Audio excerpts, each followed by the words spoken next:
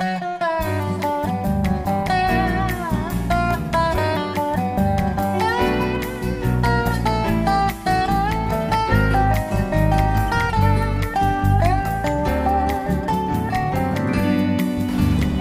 an earlier video in this series concerning RV safety devices, I purposely omitted mentioning fire extinguishers simply because it would include too much information to cram into one video. I felt the singular topic of fire safety probably deserved its own dedicated video. So this presentation will focus on the various types of fire extinguishers, along with additional safety tips every coach owner should know. By the way, if you missed that earlier video covering the smoke alarm, the propane leak detector, and the carbon monoxide sensor, simply type this shortcut into your browser. As anyone can understand, a fire in a motorhome can be a scary thing to ponder. The internet is replete with videos of RVs on fire.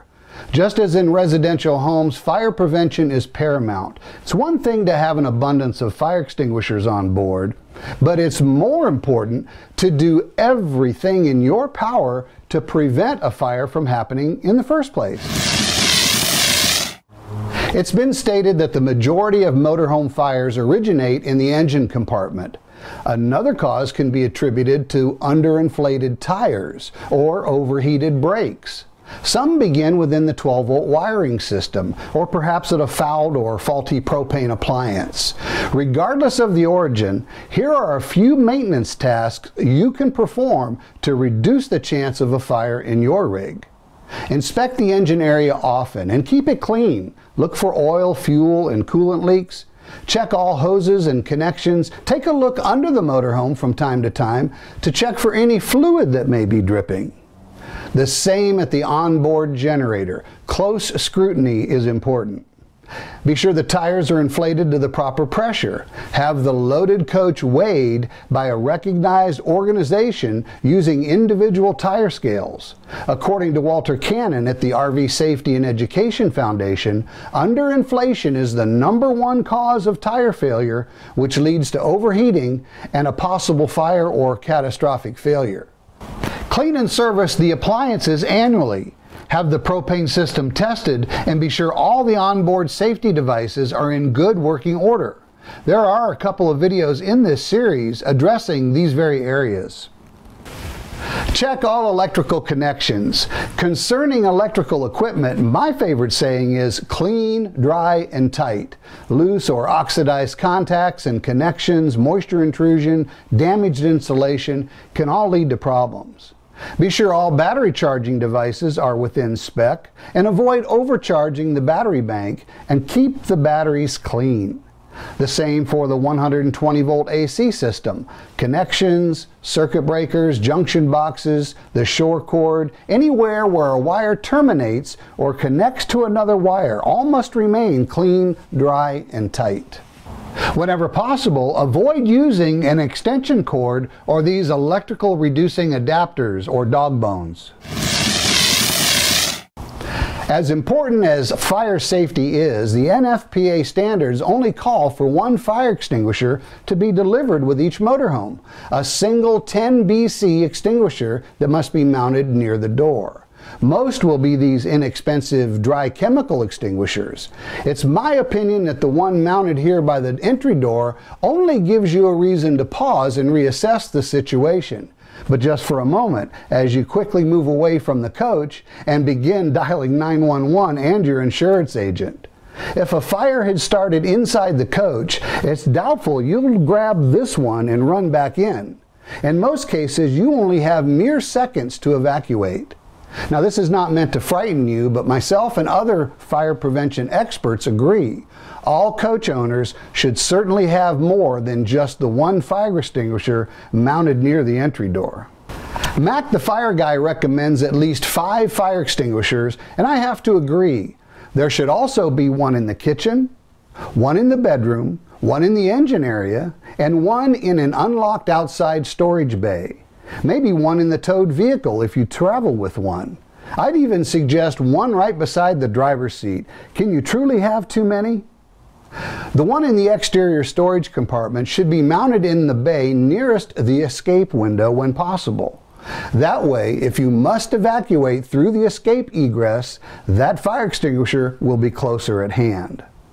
Speaking of the escape window, please open it a couple times each year to keep the seal or gasket from bonding to the glass or the frame. Use a slide-out seal protectant or a petroleum-free lubricant to keep the seal moist and lubricated. You certainly don't want that window sticking shut when you need it most. Also, practice actually crawling out through the window. It's not as easy as you'd think, especially in the midst of a crisis. Have an escape plan and rehearse it. Take the time to watch Mac's video regarding getting out of the coach through this alternate means of egress. Type this shortcut into your favorite browser. If you do any web search, you'll find a ton of fire extinguisher info, and it can be a bit daunting as you research the different types of fire extinguishers and suppressants that are available. But first, even though this might be a refresher of sorts, let's define the different classes of fire.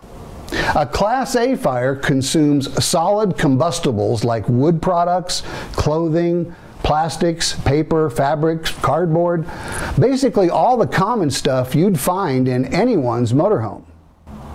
Class B fires include all combustible liquids such as gasoline, oil, diesel fuel, grease, and alcohol-based liquids.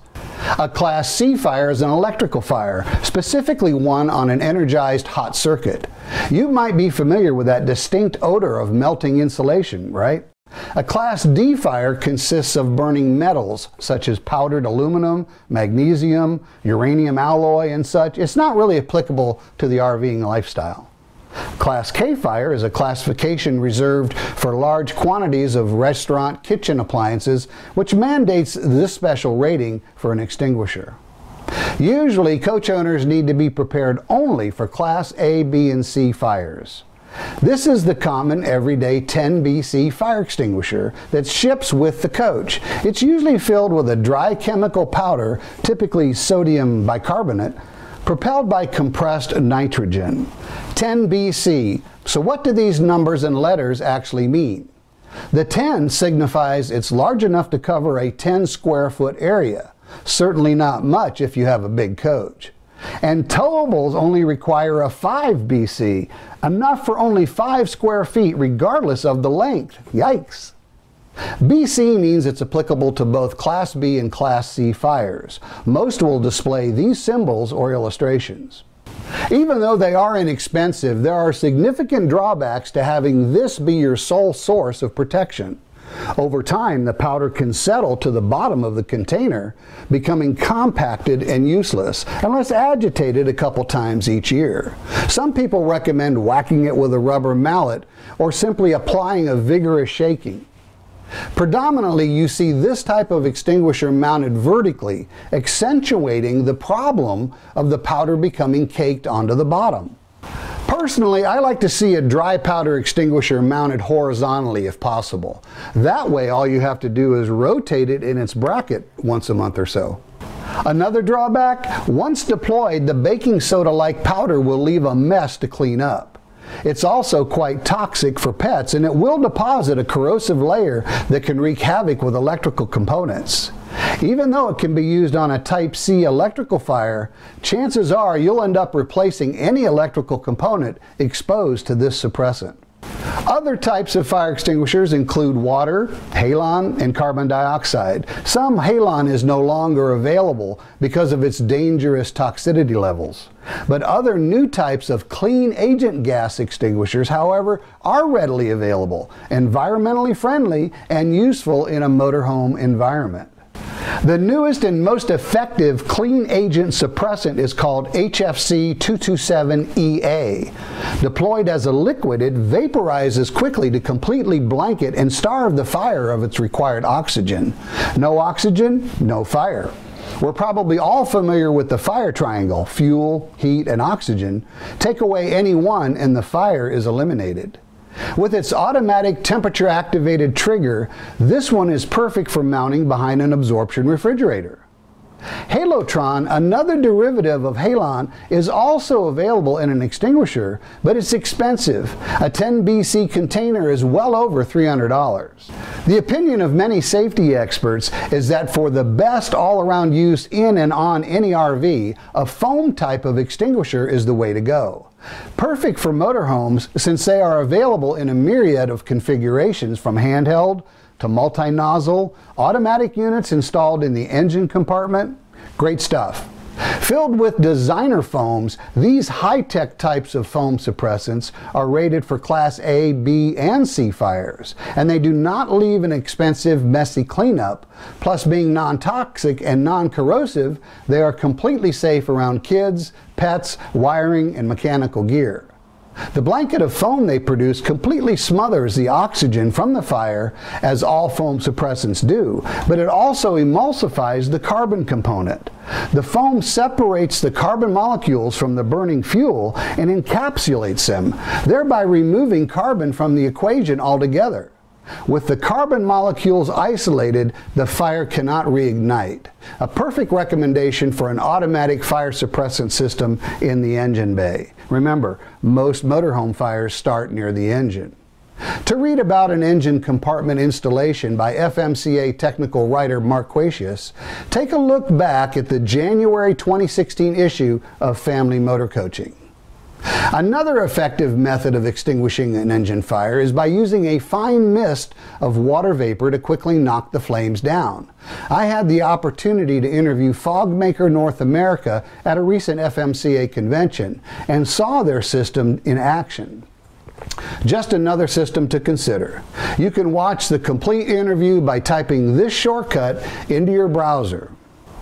The water, dry chemical powder, and CO2 extinguishers we've all heard about may be effective at fighting certain classes of fire, but all come with ramifications, and they may not be applicable to all three of the common types of fire that can plague an RV. The newer clean agent and designer foam extinguishers and automatic systems are the most effective at protecting all components found in the modern motor coach. Coach owners, or any RVer in any RV for that matter, should never rely on a single dry chemical extinguisher mounted at the entry door. A sophisticated system in the engine bay and an assortment of smaller handheld or mounted units in and about the coach simply makes good sense. Consider it an additional insurance policy if you must, worthy of the initial expense, but do consider it seriously. I'd like to thank Firefight Products down in Florida for their generosity in providing some of the extinguishers used in this video, as well as a nod to Mac and to Mark. So on behalf of FMCA, thanks for watching, and I'll see you in the next episode of Motorhome House Calls.